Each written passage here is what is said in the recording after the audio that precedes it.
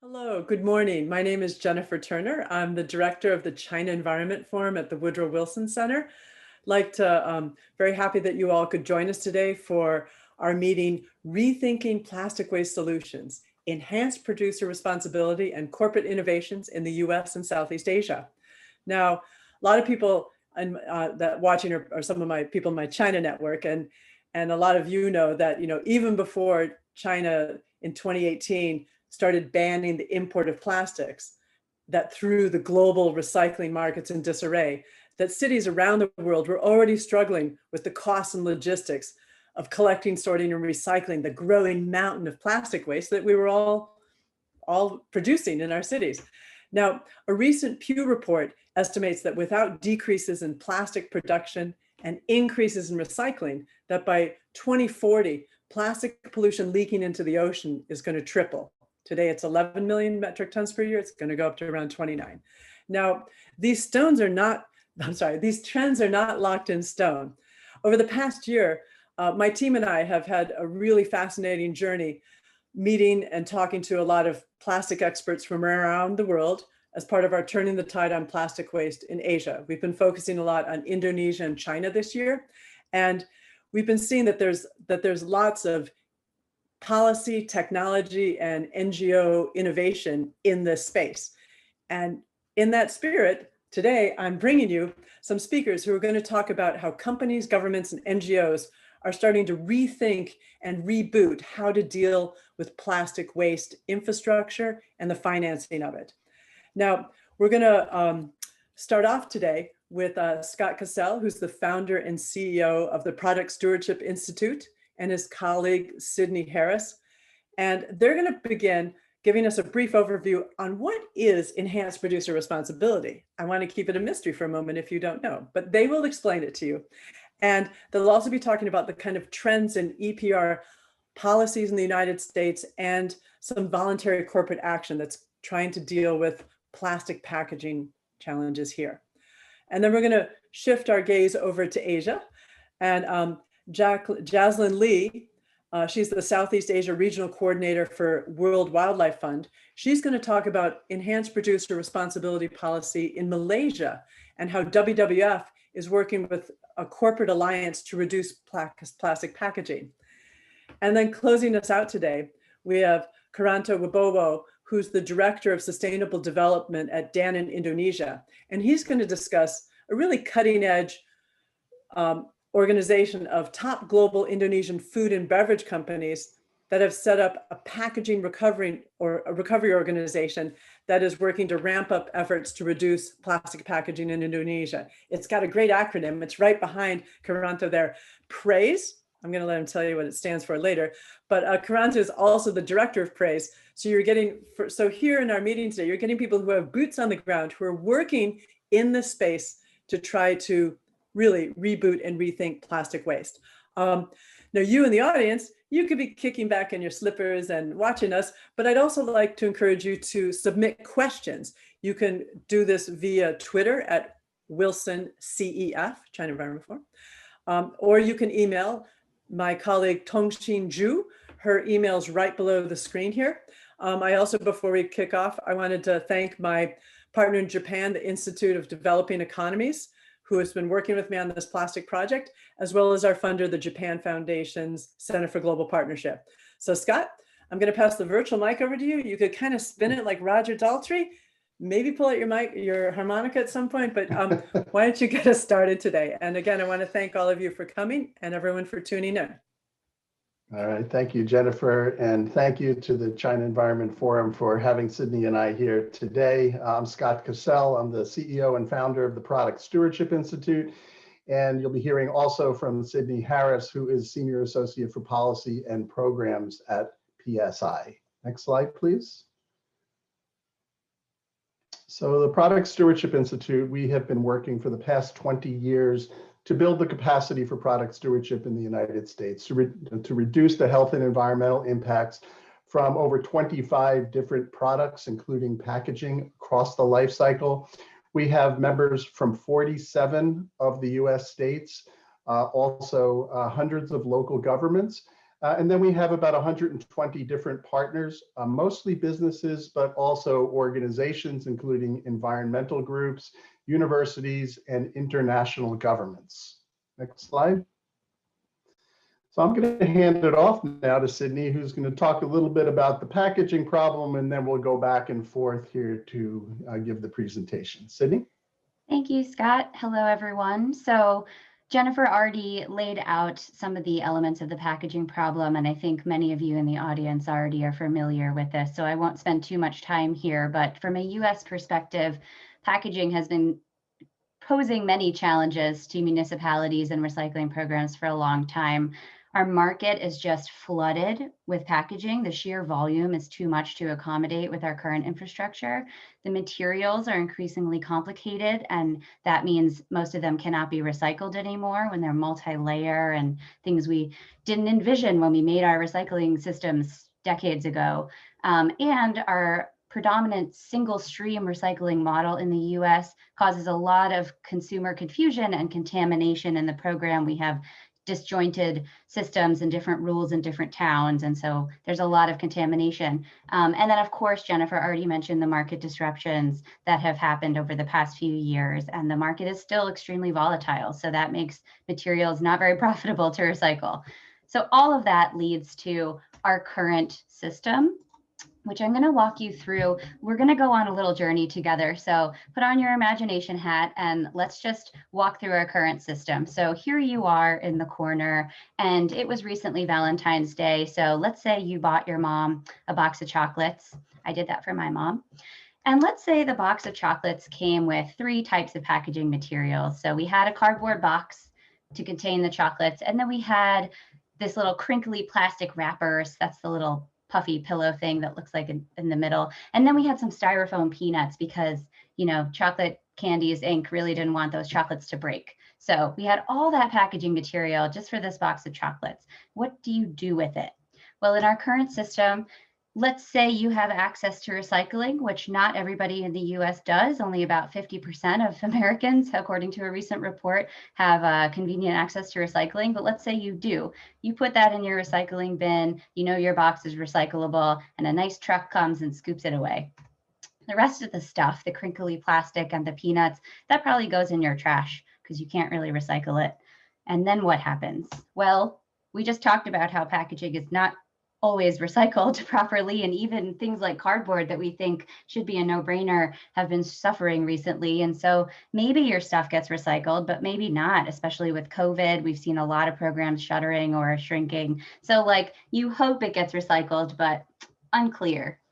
The rest of the stuff that you put in the trash, well, that's going either to a landfill or possibly to an incinerator or waste to energy facility, or maybe it's going straight into the environment. None of those are optimal outcomes, right? And this is our current system. And the only way this system works is that you also, in addition to paying for that chocolate and all that packaging, you pay your local government or a private company to take all that stuff away and do all this stuff with it. So you're paying twice right now as the consumer and the taxpayer, and it's not working very well. But we can do better. So I want to take you through the same system, but imagine that we have extended producer responsibility in place. And what would that look like for us? So here you are, this time you're green because we're in a nice green future. You buy the same box of chocolates for Valentine's Day for your mom. She's very thankful. It comes, let's say, in the same material. So we have cardboard, we've got some crinkly plastic wrappers, and we've got some foam peanuts to start. Well, the cardboard goes into the recycling truck.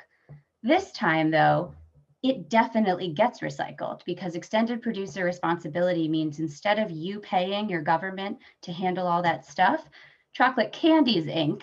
is paying your government, or they may be paying a private company, but they're the ones putting money in on those packaging materials to ensure that recycling happens. And with that sustained financing, we see increased recycling, and we can be sure that recycling occurs. These programs also require transparency, so we can verify that the recycling has occurred. So this time we're confident that box is getting recycled and it's getting turned into another thing, in this case, a new box.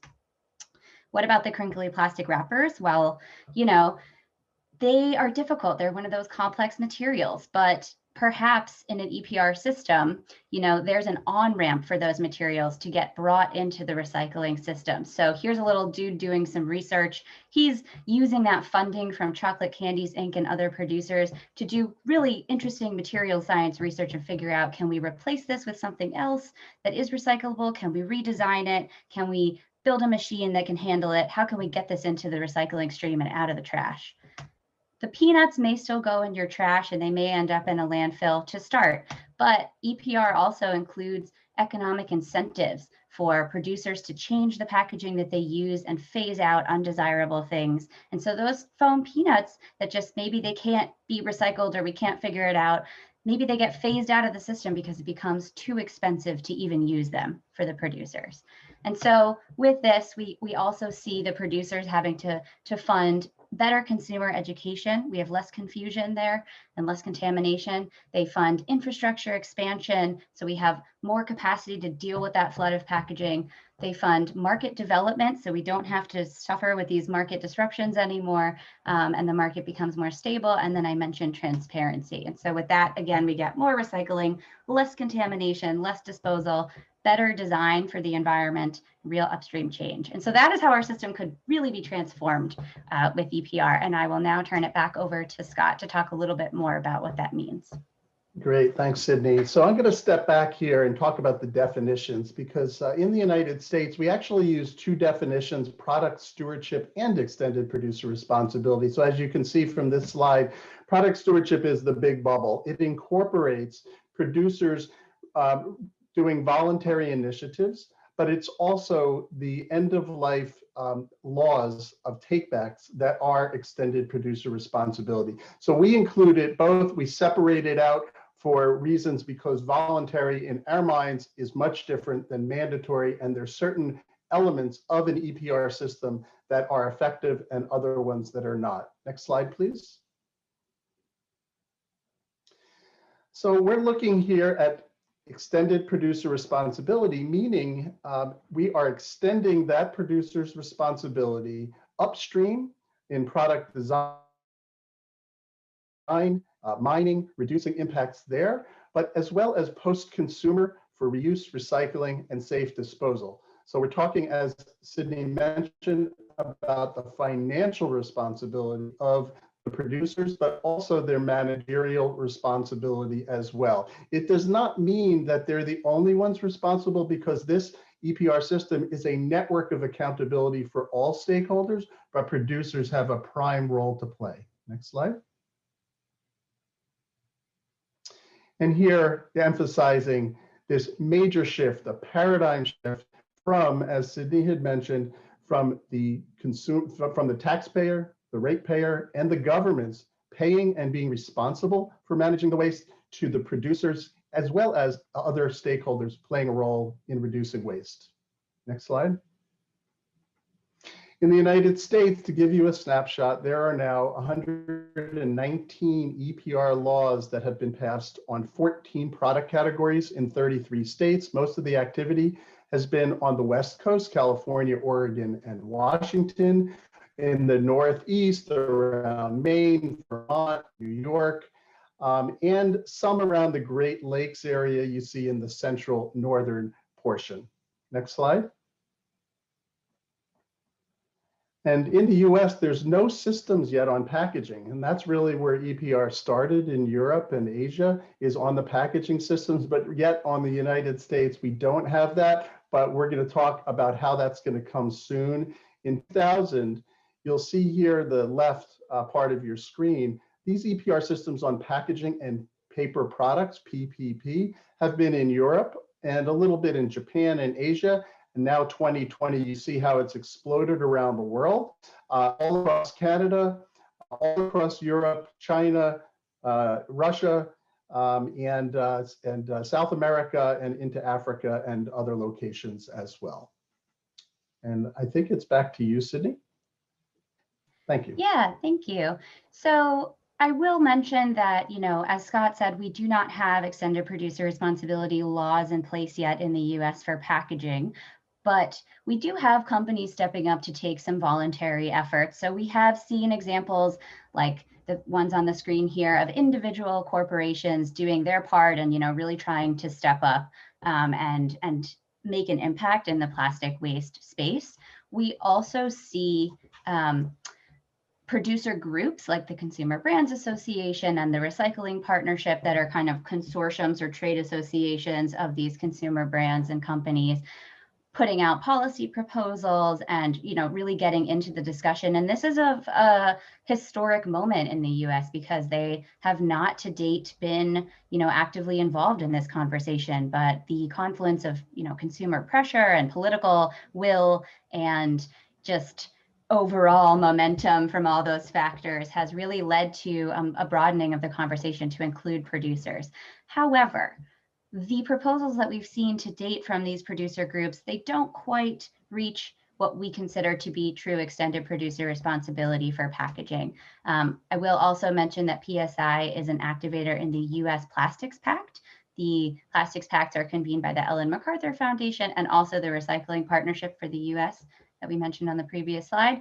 And they are discussing EPR in the US Plastics Pact, but it is still a voluntary gathering of brands and municipalities and other stakeholders, and they're discussing these voluntary, very ambitious, but voluntary targets. And so while there's agreement that EPR will help support companies in reaching these targets, and I think that is major, we have not yet seen the laws pass.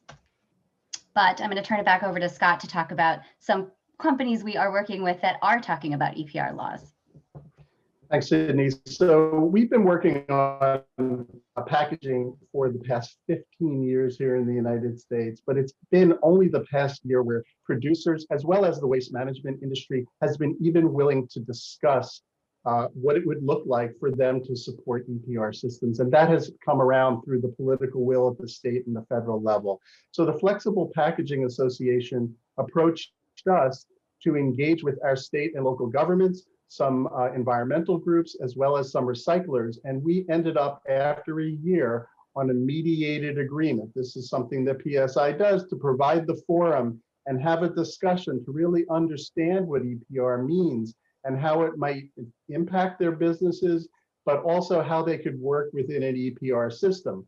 We talked about the beneficial attributes of flexible packaging because it is a fast-growing package. It is 19% of packaging and only 4% is currently being recycled. So it's got a big problem. We did talk about that problem statement and we got a consensus on like 15 points about what the problem is regarding flexibles in the environment. We talked about where we want to be with the end state and got some agreement on that vision. Talked about the 15 different attributes of what an effective system would look like for managing flexibles. As Sydney was saying, we have our current vision and then we have the future, and we envisioned that together. And then we came up with 8 elements in EPR legislation that the Flexible Packaging Association agreed to. And they're taking that platform now into the states and the discussions there and saying, if that legislation looks like these 8 elements and includes them, then we're more likely to agree. And for the first time in the United States, they came out in support of a proposal in Maryland just about a week or 2 ago. Next slide. And mention the legislative momentum. There are state bills in about 12 different states, a lot of activity that we're working with. We have a model ourselves that Sydney and I came up with, and we're working with many of these different states to introduce and pass the legislation and work with the stakeholders. And we also worked on the EPR component of the federal Break Free from Plastic Pollution Act. It does have other elements to it, a national bottle bill, a bag ban and fee, and other single-use plastics bans. But our focus has been on the EPR element for all packaging. Next slide. Back to you to wrap up. Yeah, so I think we're just wrapping it up here. We do want to mention that PSI has a lot of resources on packaging EPR and EPR for other products as well. We've got a big report that we published last year. We have a whole packaging EPR toolkit, fun little diagrams and things. So lots to explore on our website. And we also have resources that are only available to our members and partners. So if that's of interest, please reach out. Thank you so much, Scott and Sydney. This is, about a year ago when I started this project, I I didn't know much. I didn't know really what EPR was, and so I knocked on PSI's door, and you guys have been very kind in giving us some insights. And so really thank you for that. And also, you could take your slides down, Sydney. And also, well, I'm excited to say that I live in Maryland, so I was always really pleased to hear that my state, woohoo, is at the forefront. We're cutting edge. So more on that later. We're going to now shift our lens over to Malaysia, where WWF, which is also a partner of the I know in the U.S. Plastic Pact, but tell us the Malaysian story, Jaslyn, and you can share your slides. Thank you, Jennifer. Hi, everyone. Happy to be here today. Let me share my slide. Yep, thank you for having me today. Hi, everyone. I'm Jaslyn, the Southeast Asia EPR Regional Coordinator. I'm based in Kuala Lumpur. So for today's presentation, I will start with a very brief overview on the WWF's No Plastics in Nature by 2030 initiative, followed by sharing of some recent EPR development in Malaysia. And I'll be sharing with everyone as well how WWF is supporting the development in Malaysia as well. So, so I'll just move forward. So this is just a very quick sharing on WWF's No Plastics in Nature by 2030 initiative, launched in 2018. So under this project, EPR is actually part of this project to push forward and to achieve no plastics in nature by 2030. As you can see from here, there are three key pillars that we are working on to address plastic pollution on a global level. So as you can see from here, it is very important for us to address this issue from the policy perspective. So that is why the first key pillar that we are working on is on global policy and international treaty as well. So the second pillar that we are working on is pretty much on business engagement. So the EPR project actually falls under two key pillars, which is on policy as well as on business engagement. And of course, there's another project that falls under this initiative as well, which is Plastic Smart Cities program.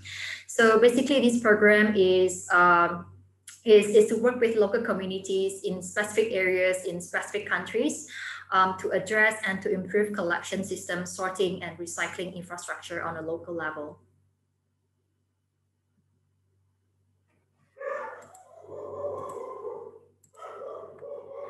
So for this specific EPR project, we are targeting 6 countries in Southeast Asia, which are Thailand, Singapore, Indonesia, Malaysia, Vietnam, and Philippines.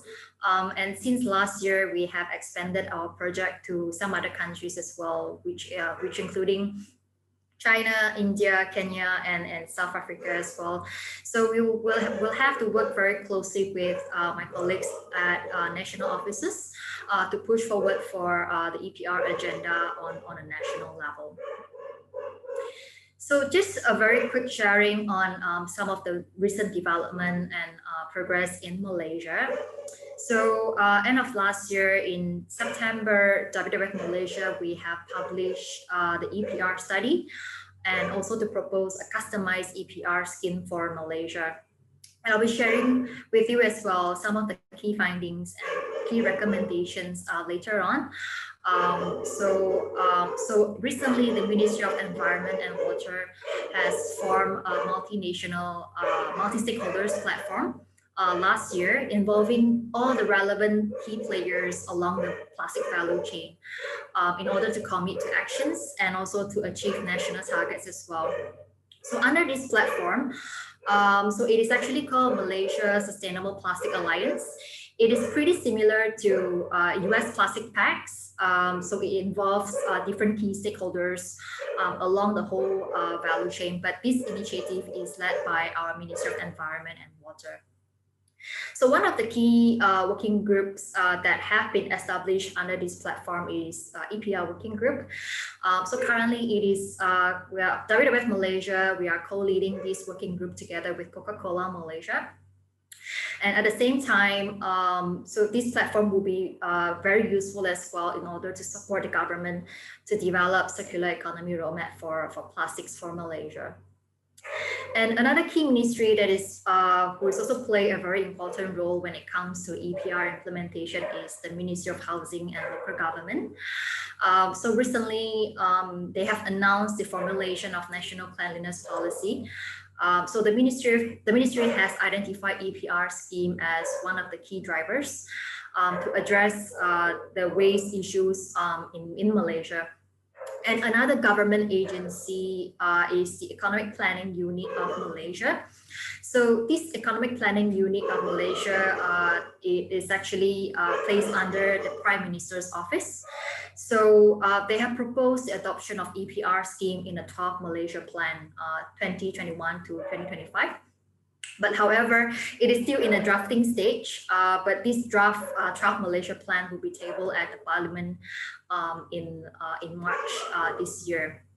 And of course, similar to some of the movement in US, so there's an alliance of several consumer brands. They have set up a voluntary producer responsibility organization with a vision to improve collection system locally, build the recycling infrastructure, and also to shape the future national EPR scheme in Malaysia.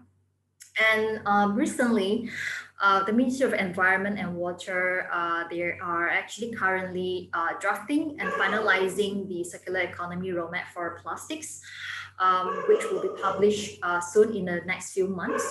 So EPR has been proposed as one of the policy tools to address plastic pollution in Malaysia. So what WWF is doing in Malaysia, we are supporting the EPR implementation journey in Malaysia. And of course, EPR discussion, I think, just started, last year. So, but we can see pretty significant movements in Malaysia recently since the end of last year. So we are working together with the government as well as the academic institutions. So two key ministries that we are working very closely with, which are the Ministry of Environment and Water and the Ministry of Housing and Local Government as well. So, we are currently developing policy papers in order to guide different ministries, relevant ministries, government agencies as well, in terms of who should be the roles and responsibility of different ministries and different government agencies. And we are also providing technical input in the drafting of circular economy roadmap for plastics. So we have presented a customized, proposed and presented a customized EPR scheme for Malaysia end of last year, which I'll be sharing with everyone as well. So the other key player that we are working very closely with is the Malaysia Sustainable Packaging Alliance, similar to US Plastics Pacts. So it is it involves the government, the producers, even retailers, and the plastic manufacturers as well, and recyclers, and of course WWF as one of the NGOs, and another NGO is rethink. So we are part of this platform in order to provide the right direction for everyone to address plastic pollution on a national level. And of course, WWF Malaysia, we are one of the founding members of this platform. And another key players that we are working with closely with, as you can see from here, there are 10 consumer brands who come together to form this Malaysia Recycling Alliance. So it has been incorporated end of last year in December. So currently they are hiring a team of people to push forward for EPR agenda in Malaysia. So just to, I'll be sharing with you as well some of the key findings from the EPR study that we have published end of last year. So one of the key objectives of this study is to really analyze and really understand the current state of waste management system and recycling infrastructure in Malaysia at this moment. And based on the key finding, we then propose a customized EPR scheme that can address some of the local concerns and to incorporate local implications in the EPR system as well. So there are four significant characteristics that shape Malaysians' context when it comes to the waste management system in Malaysia. So I would say the collection system in Malaysia is pretty high. The collection rate is pretty high. So most of the high value recyclable packaging are already separated from household waste to a very relevant extent. This is especially applied to the top three very common plastic materials, which are HDPE, PP, and PET material. And Malaysia's recycling capacity are actually very sufficient for the above locally generated waste.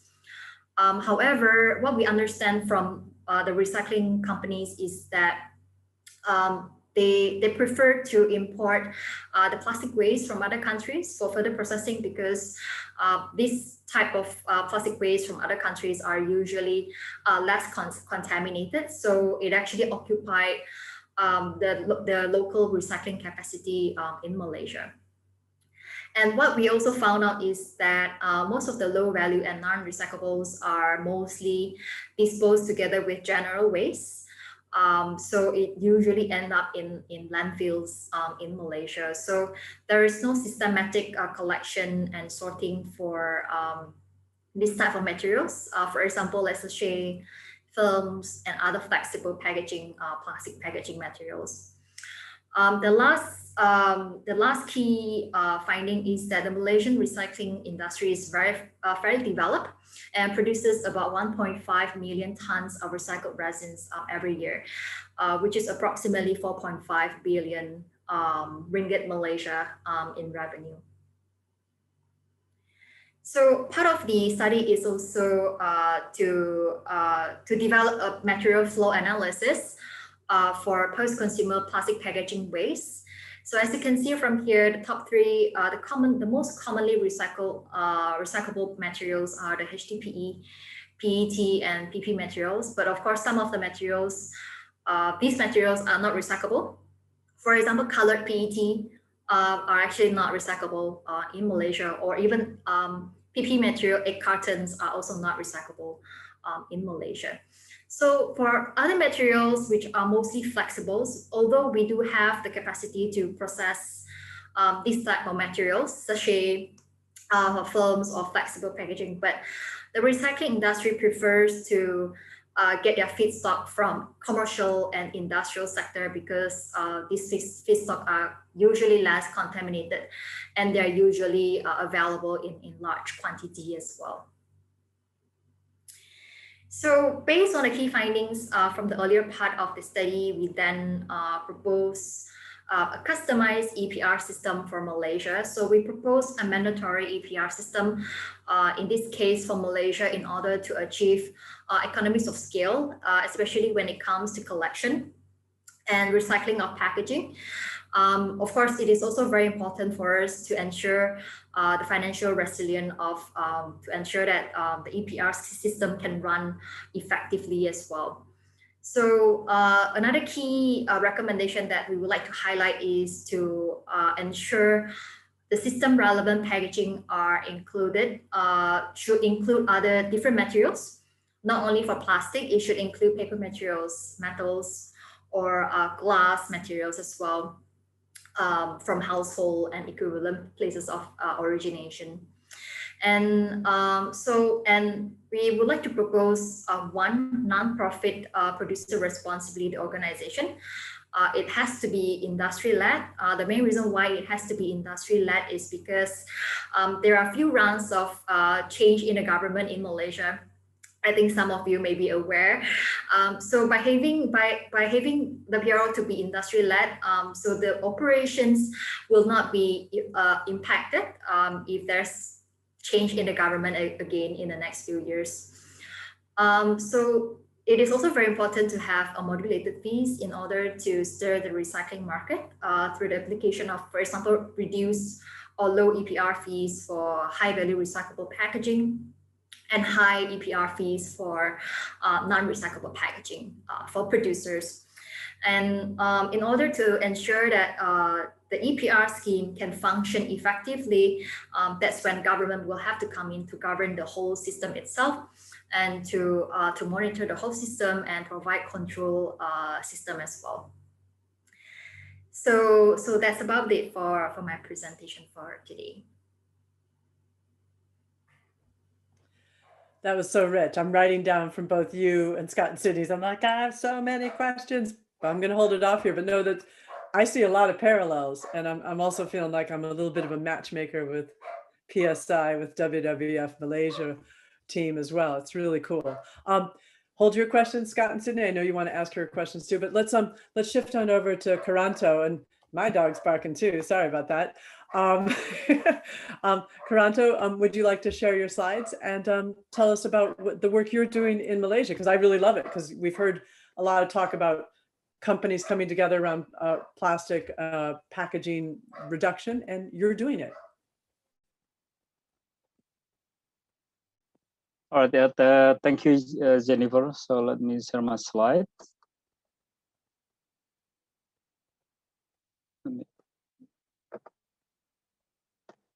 Okay, again, thank you so much. First of all, let me introduce myself. I'm Karyanto. I'm the head, the director of sustainability for Danone. At the same time, also I'm leading for the Epr. This is the organization founded by 6 companies, leading companies in Indonesia, who really wants to be part of the solutions driving the circular economy. But because we are talking about the EPR and also the corporate innovations, I will start my presentation with just sharing on an example of my company on how we address this challenging topic. Quick one. So I believe you are very aware and also maybe quite familiar with this picture, which is taken from Indonesia. It's not far from where I live, which is I put here that if we do nothing, then there will be more plastic than fish in the ocean by 2050. So this is really the problem. And just a quick one on the landscape of Indonesia. So basically every year we generate about 6.8 million ton of plastic waste, and then basically the collection rate is low. It's only 60. I mean the collected one is only 39, and then 61% is really non-collected here. And then most of the the collections actually, especially for the recycling part, is done by the informal sector. So you see the average of the recycling rate of plastic packaging in Indonesia is more or less only 10%. And then you will see as well that most of the packaging is actually non-collected, goes to the open dump, and also the open burning is quite a significant amount as well. So this is more or less the figure. And then actually every year about 620,000 ton of plastic goes to the oceans. So this is the fact that we have for the time being. Therefore, particularly for us as Danone, actually how we contribute in addressing this topic. Of course, one of the very important strategies to really implement the circular economy concept, which is, of course, this is not only for the packaging, but also for the entire production. We are trying to adopt the circular economy model. In this case, for the packaging, through the use of reusable materials or product, and also here also how we drive more on the use of the recycled materials. So basically for us in Danone in Indonesia, our business model is mostly circular through the reusable jug. So it is about more than 70% of the business is already in this circular business model. And for the single use, basically we drive the initiative on the collections voluntary as Danone. It started in 1993, where we start introducing the kind of a take back system from the consumers voluntary. And then we continue the collection. So even up to now, actually, we collect approximate 12,000 tons of plastic bottle waste from the collections that we established with our partner all over Indonesia. And then we also introduced the inclusive business model for these collections. And then we use our materials to for the feedstock for our packaging, which is up to now our packaging contain up to 25%. But of course, at the end, this is what we are doing. Of course, it is not enough. Therefore, we need to really have as a company to have kind of a systematic approach on how we contribute to address the issue. For example, the first one, of course, continue introducing or pushing the reusable model. We just launched also the reusable glass bottle and also launching the 100% of recycled bottles. And then we also do education massively with our consumers and also the school with the kids, with children, how the waste education can be part of the curriculum. And then also we address the land-based collections because this is very important to to minimize waste entering the oceans. And then we also part of the PRO, which is packaging recovery organizations. We work together with the NGO, which is the Ocean Cleanup, to do the river interceptor in Jakarta. And then we continue working with our partner to increase the recycling materials for our product, investing on the recycling industry, and of course to find many different options and solutions for packaging that we collect through second life solution, open loop in this case, can be for the clothes or even also for the pellet, for example. And then now I move as an industry, as I mentioned before, we as an industry, we are trying also to be part of the solution because we think that working alone it is not enough. Collectively, then we should be able to achieve a significant impact. Therefore, the 6 industry here, Coca-Cola, Danone, Nestle, and also the local one, which is Indofood. I forgot to put the logo here. We work together to to establish kind of many initiatives to address the issue.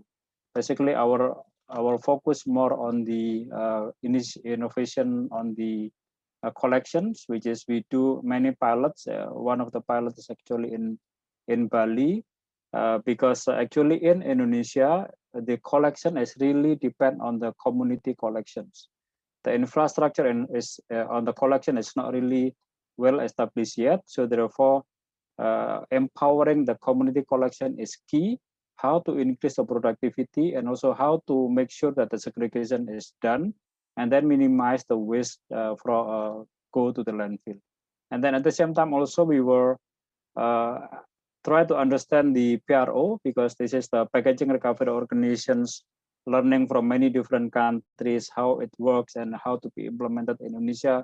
It was our program as well. And then also we have quite intensive and continuous dialogue with the government on establishing the policy and also what we can do to work together on this topic. And of course, the third one is basically on communications and education for our consumers, for the public at large related to the waste.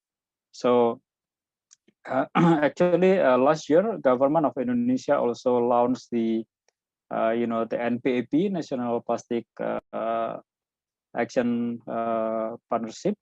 So in this case, government already put kind of ambitious target to reduce the plastic waste entering to the oceans to be zero leakage by 2040. So it is quite ambitious target here on the recycling, reduce, substitute, redesign, collect, and also the control disposal. And then of course for us as press, what we can do to support. And this is the reason why basically last year, mid of last year, we launched the Packaging Recovery Organization, because this is the industry contribution to to solve the packaging waste in comprehensive and also the collective manners.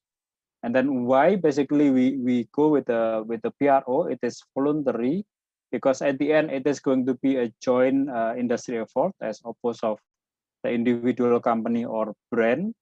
For the time being, it is still voluntary non-profit organizations, and then we will run it professionally.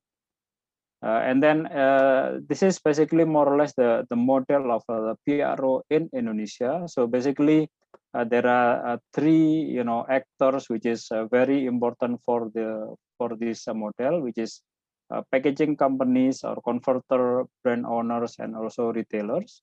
So in this case, you see this is the flow of materials, but for those three key players here, we will be part of the PRO, and then there'll be a contribution of fee to support or to incentivize the both formal and informal collections, which is we are focusing on 4 type of materials for the time being, which is on the PET, HDPE, used beverage carton, and also flexibles. So this is basically more or less the model, which is in this case there is EPR fee goes to the Indonesia PRO, and then from PRO, then the fee will be used to support on incentivize the formal informal collection and also the recycler. So this is more or less the model. And then basically for the activity, we split into 3 different category. Category A, which is more on the incentive model. It is for matured materials, I would say. This is for PET. And then for category B, basically this is more for more challenging materials. So for example, like the flexibles and also the UBC and also HDPE. So the activity is more on co-funding to support the establishment of collection and sorting system, because this is key for Indonesian context. Maybe it is not really relevant for developed country, but for us in Indonesia, this is something that we have to do to increase the collection. And then the third one is basically the category C, which is it is more on supporting activity. For example, on what we can do to support the establishment of the policy, awareness on behavior change, and also the introducing of the social inclusive model, because informal sector is really key for waste management in Indonesia. So, and then as I mentioned before, there is a fee mechanism that we have to to collect or contribute as the industry or as part of the PRO. I'm not going to discuss more detail on this. And also, so far, this is what we have done. On the category A, we have done establishing the tender for PET, inviting the recyclers. And then for category B, we have the partnership, do the pilot in Bali, working together with McKinsey and also the Eco Bali, the local NGO, to support the establishment and also the productivity of the TPST or MRF. And then also working together with the World Packaging Organization, we will establish the packaging guideline to support Indonesian government in establishing the packaging standard. So basically, this is my last slide. So we are still, I would say, embryo, is still even less than 1 year in establishing the PRO. However, I think that the organization has really attract many other companies to join. We have series of discussion with many organizations. And then, of course, we have some priorities to be done in 2021. We need to make sure that our pilot project will be completed and then scaling up. And then we need to establish also what we can do, because at the end, there will be many companies joining, what we can do to implement the claim, and also what we can do to do the claim verification, this kind of things. And then we will expand the membership. And then what we can do to have kind of a governance among the members. We will continue to have a dialogue with the government, because now the government is also establishing the EPR regulatory. Then of course we as industry to be part of what really wants to be part of the the discussions, and then we have the PRO as a pilot for time being. It is voluntary, so that it can be used by the government as a reference how the EPR scheme should look like in the future. And then of course, as a PRO, we need to really establish the organizations. And then of course, I would take the opportunity as well to invite many other companies to join the PRO in Indonesia, because at the end, this will help to increase the collection on and recycling in Indonesia. And then most of the company, I believe, we have the target on circularity or neutrality. So PRO will help and contribute in this field. And then definitely working together with the government, we will help waste management system will be done in an effective way, and also to have the fair and effective regulatory. And then of course at the end, we will set an example as a leading organizations to work together in this topic. So this is basically my presentation. So happy to have a discussion should you have any questions. Thank you. I feel like if I could get the four of you for a weekend, you guys could give the best master class on EPR and PROs. That was amazing, Karanto, because I still had some fuzziness in my head about what the heck does a PRO do? And I totally want your slides later. So thank you for all of you. If there's an audience, we would all applaud. Apropos audience, there was something wrong with the stream, so our meeting has turned into a nice closed one, but it will be posted online. So I'm going to be asking questions, but also encouraging you to ask questions of each other. Maybe kind of starting from the end there, I'd like to dig in a little bit. All of you talked about the producer responsibility organizations, the PROs. And now let's start with you, Karanto. So it seems like PRAISE, your organization has become a catalyst to really bring people together. But you mentioned that you only want to have one PRO, and Indonesia is a very big country with many, many islands. Can you? And I was curious too about with Malaysia and what Scott and Sydney have to say about the US.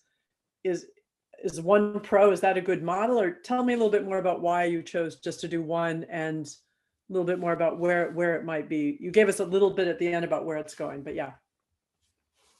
Yeah, so thank you, Jennifer. So basically for us, for the time being, it is again, the PRO in Indonesia is still a pilot.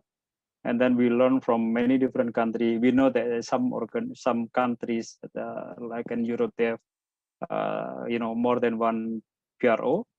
To be honest, we think as industry, establishing the PRO organizations in Indonesia is not easy, because at the end, I would say we really start from the scratch.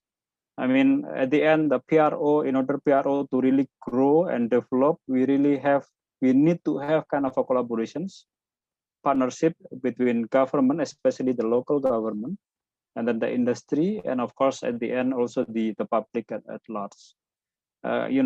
Given the situation, right, in Indonesia, we have the law on waste management, but the law is not really being imposed.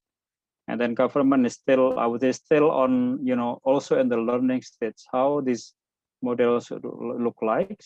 Therefore, when we have a dialogue and also the discussion with the government, so let's really focus on, strengthen what we have now. To be honest, I have no idea as well whether one PRO is able to really cover the entire Indonesia, or perhaps even we don't think only one single model. There are many different type of models that potentially in the future we can implement. For example, like deposit, this kind of things can be also something that we may consider in the futures. But let's really focus to make this successful, and then see what is the impact, and then how to bring the entire, the community of the industry to join. This is basically our ambitions actually. And a very inspiring ambition. Scott and Sydney, would you have something that you want to add to that about the idea of the PROs, and do we even have them in the United States for plastic? Yeah, I could start this up here. So first of all, we have no EPR laws for packaging right now. So there are no PROs, producer responsibility organizations right now for plastics or any of the other packaging materials. But we do have, of the 119 different laws in the United States, we have mostly single PROs, but it's more the producer's choice. So we don't like here in the West to set monopolies or even monopsonies, which are not designated by regulation as monopolies, but act that way. We find that there are problems with that. But on the other hand, but it is more efficient. Our governments certainly like to have more consolidation. So we're trying to get the best of both worlds of the competition with multiple PROs. So we leave it open that a producer can abide by the law either individually or collectively through a PRO. And we leave it up to them. So right now in the pharmaceuticals is. Oh, looks like we lost Scott. Sydney. We lost Scott. We lost maybe Scott. he's Oh, back. he's back. But I think he was about to say, we have conversations right now in the pharmaceutical sector. There are some pharmaceuticals EPR laws in the US and others in development where, they're interested in setting up multiple competitive PROs that would compete with each other. And it looks like Scott's back. So let me know if that's what you were going to say, Scott, but I think that's where you were headed. Oh yeah, look at this. We can finish each other's sentences. See, small organizations, you can do it, Mm-hmm. even on Zoom. And when you say pharmaceutical pro, what is that? That's the package. What is the pro?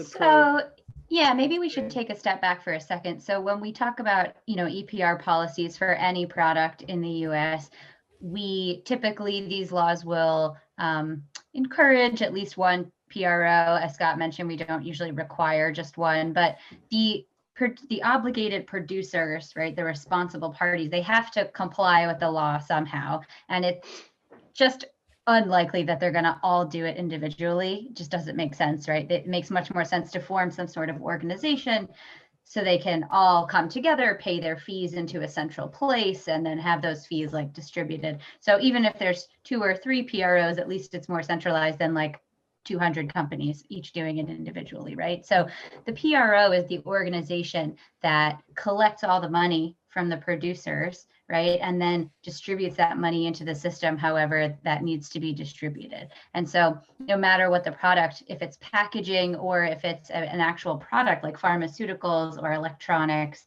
or something, there's going to be a PRO for that. And the way we have it right now, there's laws in the US on 14 different consumer products. So pharmaceuticals is one thing, medical sharps, there's a few laws on that, electronics, mattresses, all kinds of things can work for EPR, and each one of those product areas has its own PRO. So for paint, there's an organization called Paint Care, and they work across the states that have these EPR policies in place, and they manage the paint EPR systems. And so when we have EPR for packaging, which we will soon, when we have that, you'll see, one or several packaging PROs become established. Okay, great. Jaslyn, can you tell us, I'm sure I muted myself. Can you tell us a little bit about, a little bit more detail about what you're envisioning? You said that there's also the beginnings of a pro that you're involved in. Yeah, definitely. I think for the case of Malaysia, I think similar to what Karyanto has highlighted as well, I think what Malaysia to do is that to learn from experience by having just one PRO first. I think it will be easier for government to do the monitoring as well, and to supervise the whole system itself before we expand it to multiple PROs in Malaysia. I think we also learn from other countries as well, like Germany, India, Spain. I think most of them, they started with just one PRO for packaging. And then they eventually expanded to multiple PRO in order to trigger some sort of competition among these PROs in order to improve the efficiency and the operations, for example. I think another key concern that from WWF by having multiple PRO in Malaysia is that so by having a few PRO in place. I think because each PRO, they are trying to attract members by, for example, by offering lower EPR fees. For example, I think eventually the EPR fees that they are collecting from the producers may not be able to cover the expenses and the cost for collection, for example. So in order to avoid that in the beginning, so we propose by having just one PRO first to learn from experiences. I have two questions. One, to the last thing on the PRO, a lot of the conversation when people think of it is that the fees going to taking care of it downstream. What about the upstream? Because I know that Scott and Sydney, you guys talked a little bit, you commented at the beginning that EPR is not just focused on fixing the infrastructure downstream, but to create the eco design. How does EPR, or how does EPR help make that happen? And can you give us an example? Maybe in the US it would have to be with a non-plastic, but I was also curious with Dannon, that you mentioned too, that I guess your company has started doing their own eco design. So maybe I'd like each of you in turn to talk a little bit about eco design, that how does, companies will just do it, or do they need a fire under them? Scott, Sydney? I could start first, and then Sydney and Kirianto from there, and Jaslyn. So first of all, the place to focus is on what we call eco-modulated fees. These are differential fees that give an incentive for producers to put on the market materials that have higher recycling value to it. So once they're collected, they have markets to them, but also ones that have no toxics, reduced toxics, recycled content in them, and opportunities to bring those materials back into the circular economy.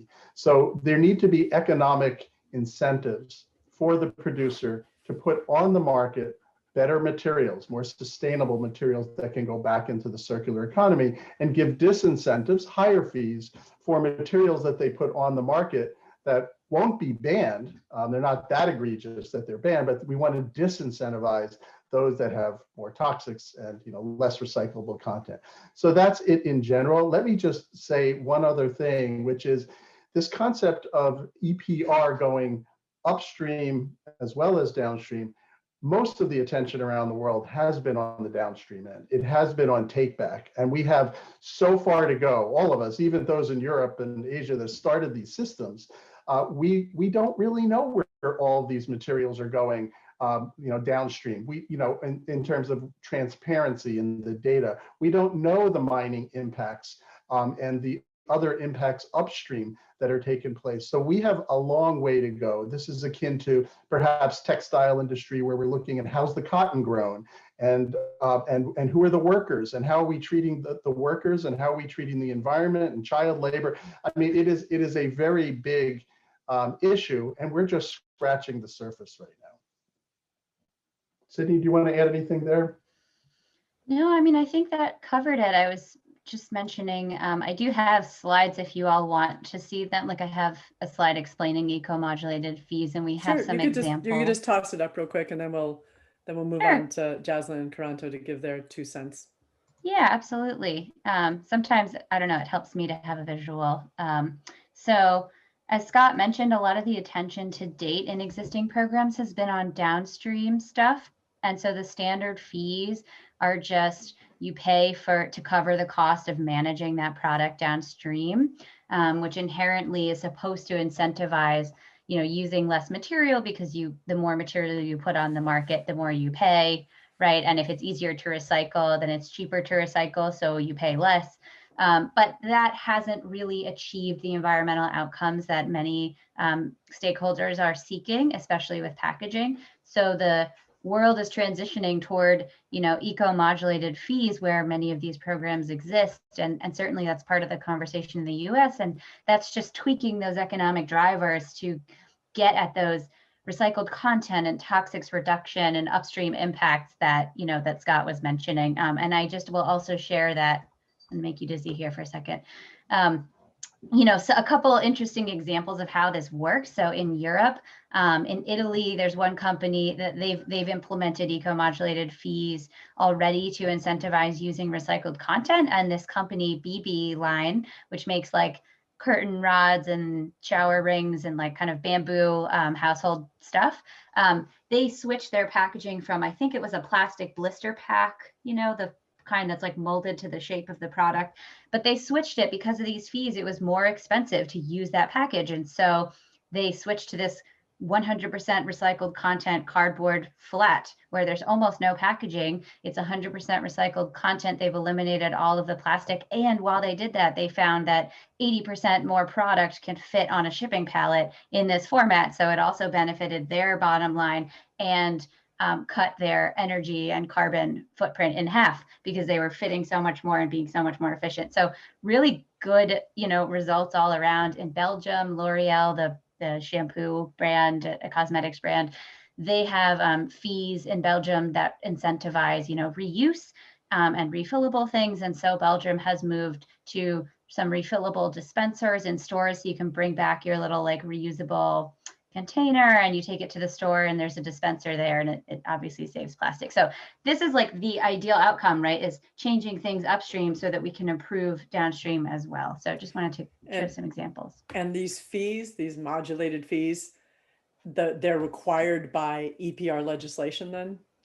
Yeah, and it's really interesting because the way it works will be different in every law, every country, or every state. But you know, typically in the past, the PRO has been, you know, that producer organization that we just talked about has been the entity that decides how much producers have to pay. So they're really the ones traditionally to set those fees and to tweak those drivers, right? To say, you know what, you are all going to pay more for this material than this one. But now we're seeing, at least in the US and across some places in Europe as well, that governments are getting more involved in having a hand in how those fees are set. And so, because they may have, you know, other environmental outcomes they need to make sure the EPR program is compatible with. So they will say something like, you can decide the fee amount to cover your expenses of the program, but you have to incentivize these things. You have to make sure there's recycled content, move toward toxics reduction, and put in extra money for litter prevention. So like they may say, those are examples, but they may put some of those goals in the actual law, and that kind of shapes how the fees are set by the PRO. Great. If you could take down your slides, and I'd like to ask, Karanto, can you talk a little bit, maybe it could either be about Praise or Dannon, about this kind of eco-design and what you've been doing? You gave a few examples on the upstream, but I'm really impressed that you guys started back in 1993 doing some of this.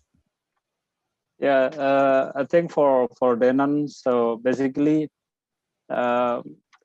actually we voluntarily, you know, try to redesign our packaging to be more, I would say, more sustainable. For example, so I have here like this one, like which is the bottle without labels, for example.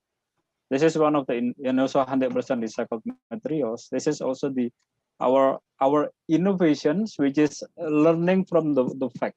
Why? Because actually in Indonesia, very unfortunate for time being, there is no packaging standard.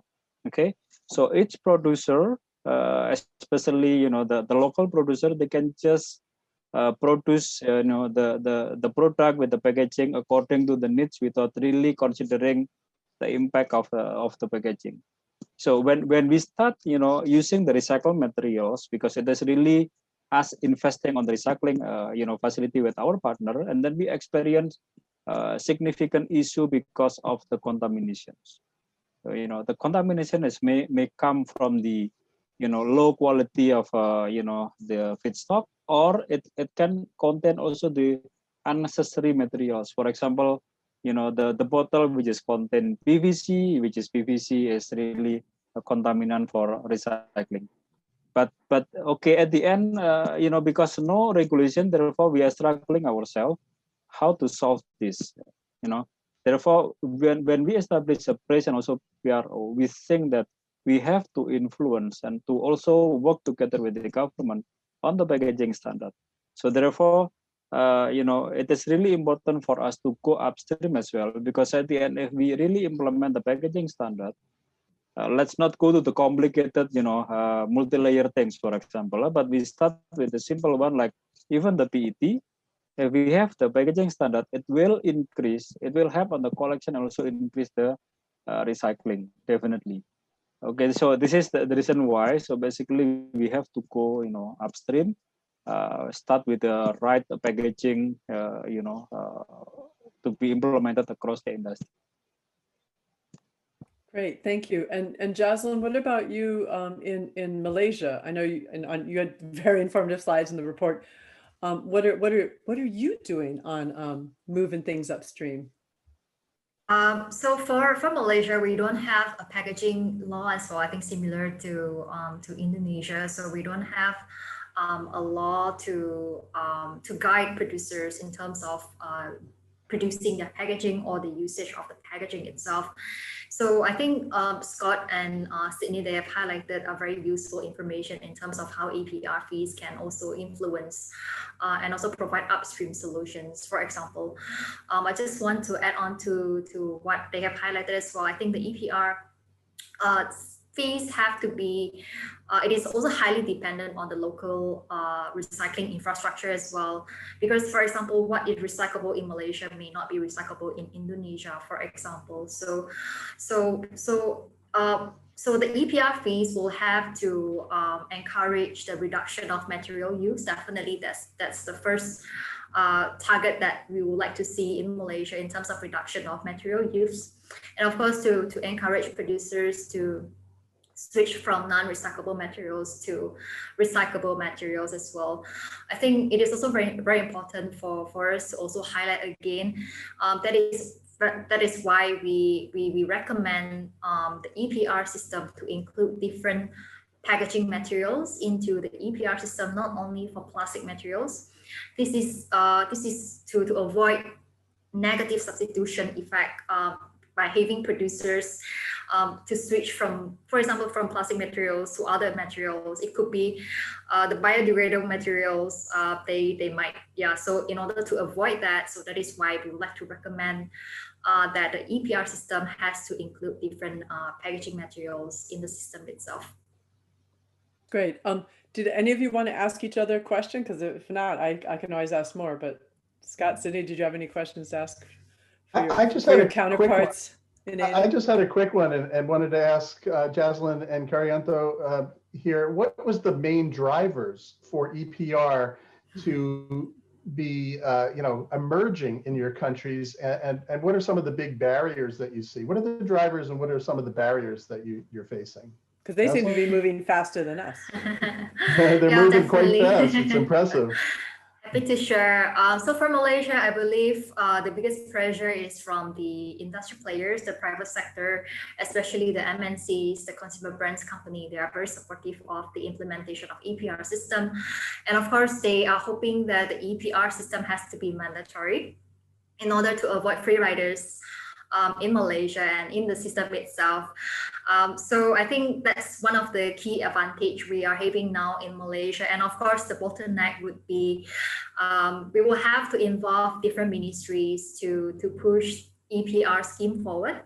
So there are two key ministries. I think there are other relevant ministries will have to involve as well, especially the trade and industry ministries that will have to involve as well. So I think that's one of the key challenge that we are facing now in Malaysia. I'll let Karyanto to share more as well for Indonesia. Yeah, basically, what is a drive? What really drives the this kind of regulatory? I think the topic on plastic pollutions, if I recall, is really emerging a couple of years ago, right? With the Zena Zambek and also with some other exposure and publications, and then Indonesia as being the second largest polluter at that time. So of course, really attract the attention of the government, and also even I would say every day is always there is kind of a news related to the topic, which is at the end this is really creating kind of awareness from many different stakeholders, including the government, including the NGO public at large, and so forth. So this is really the driver. The second one is, of course, we as part of the multinational company, our our head office, we already pledged on the topic by 2025 or by 2030. Therefore, at the end, whether I would say we like or not, then we have to implement in our country where we operate, even though the infrastructure, the policy may not as advanced as our head office. This is really a big challenge. So therefore, at the end, okay, now then how we adopt with the local context, which is now I come to the challenge and implementing this, which is more on the regulatory, which is not really comprehensive enough. There is a regulation, but it is not really being implemented, or we need to have some other kind of support from the local government, for example, which is it is not really there.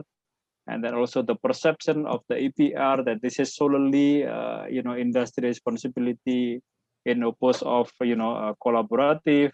This is something that we need to really how to say quote unquote educate public on how the system should run, and also to to influence the other other industry, other company, especially the local one, to really take part on this journey.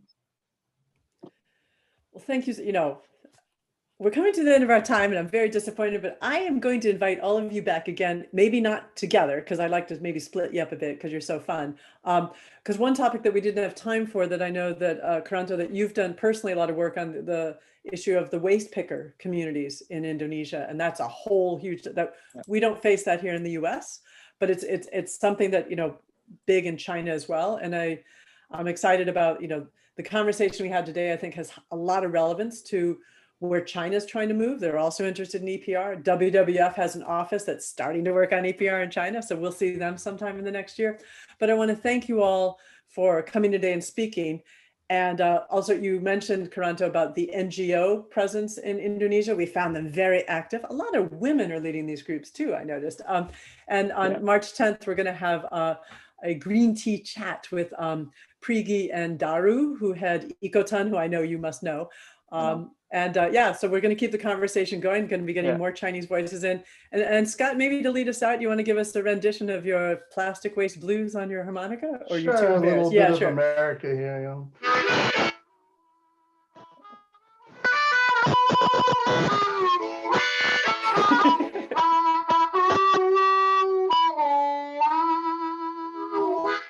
All right, so we're going to get over the EPR blues. And I want to thank all of you for that. This will be posted online very shortly. And again, thank you so much. You guys you're doing fabulous work. Thank you so much. And we will talk again soon. Thanks for having us, Jennifer. Thank you. Bye-bye. Bye-bye.